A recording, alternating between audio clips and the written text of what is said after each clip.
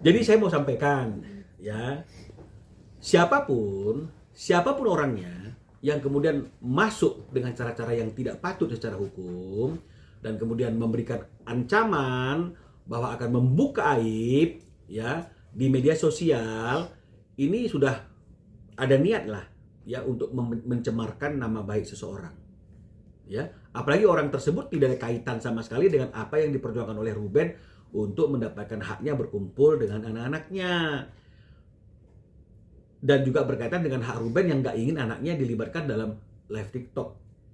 Ya, jadi kalau misalnya kemudian ada orang lain, ya siapapun itu yang kemudian mengeluarkan kita akan buka aibnya, berarti dia sudah ada niat untuk mencemarkan nama baik orang lain. Udah ada niat mencemarkan nama baik Ruben Onsu. Ini negara hukum, tidak ada orang yang kebal akan hukum. Siapapun Anda, ketika niat Anda sudah tidak baik, niat Anda ingin mempermalukan orang lain yang sedang berjuang untuk mendapatkan haknya berkumpul sama anak-anaknya, Anda akan berhadapan dengan hukum. Ya, kecuali apa yang Anda sampaikan itu ada benang merahnya, ada konteksnya. Ini perjuangan untuk berkumpul dengan anak kok bicara masalah aib.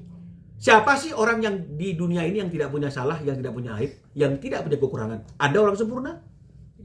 Jadi janganlah artinya itu masuk membuat masalah menjadi semakin keruh dengan cara-cara yang tidak patut secara hukum. Artinya Ruben siap untuk Ya siaplah, ya Ruben selalu siap. Ya, karena kalau Ruben nggak siap kan seperti yang saya katakan, dia tidak akan melangkah ke KPHI untuk membuat pengaduan. Kalau dia tidak siap, dia tidak akan memutuskan untuk mengajukan gugatan hak asuh anak. Jadi artinya ancaman-ancaman itu tidak menyetop Ruben untuk berjuang bisa berkumpul dengan anaknya, berjuang agar anaknya tidak dieksploitasi dengan mempekerjakan di malam hari dalam live TikTok yang live-nya juga banyak mempertontonkan hal-hal yang banyak masyarakat mengatakan tidak pantas untuk dilihat oleh anak-anak. Abang melihat terjadinya kasus ini ternyata di masyarakat, khususnya netizen, aku lihat kan responnya tuh mendukung, maksudnya banyak yang mendukung Ruben itu terlihatnya ya Bang ya. Melihatnya terus ada muncul petisi-petisi gitu Bang, petisi-petisi boykot pihak Sarwenda atau mungkin dukungan untuk Ruben itu. Abang dari si abang melihatnya seperti apa sih Bang? Ya sebenarnya kan tidak ada kaitan ya tentang petisi, tentang dukungan yang ada sekarang ini kan, itu sebenarnya kan tidak ada kaitan secara langsung ya dengan apa yang sedang diperjuangkan oleh Ruben.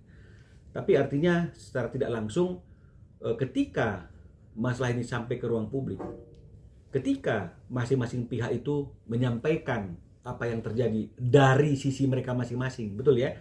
Saya menyampaikan dari sisinya Ruben, mungkin kuasa hukum dan S menyampaikan dari sisinya mereka. Masyarakat akhirnya mengambil keputusan dan menilai dari semua perilaku ya di media sosial, tayangan, semuanya segala macam. Masyarakat sampai pada satu kesimpulan, masa sih Ruben yang ingin bertemu dengan anaknya aja kok dipersulit? Padahal Ruben adalah orang yang bertanggung jawab. Masa sih ayah kandung anak-anaknya masih dihina-hina di depan publik? Kan begitu nih. Akhirnya kalau misalnya kemudian ada sanksi sosial dari masyarakat luas dengan membuat petisi, itu kan artinya suara masyarakat. Ya, suara rakyat adalah suara Tuhan, kan begitu ya. Nah, jadi ketika mereka menyuarakan hati mereka, yang mereka lihat itu dari apa yang terjadi di ruang publik sesuai dengan statement masing-masing pihak itu, dia berpikir, yuk, ini ada yang nggak duduk nih, ada yang nggak pantas ini. Sehingga akhirnya mereka lebih memberikan support kepada Ruben, ya terima kasih. Tapi artinya kalau memang misalnya ada petisi yang akhirnya memblok atau apapun misalnya ya CS, ya itu konsekuensi. Dari apa? Dari sikapnya dia selama ini. Dari pernyataannya dia selama ini, dari bahasa-bahasa live-nya dia selama ini, akhirnya masyarakat menilai. Karena jejak digital kan nggak pernah bisa dihilangkan.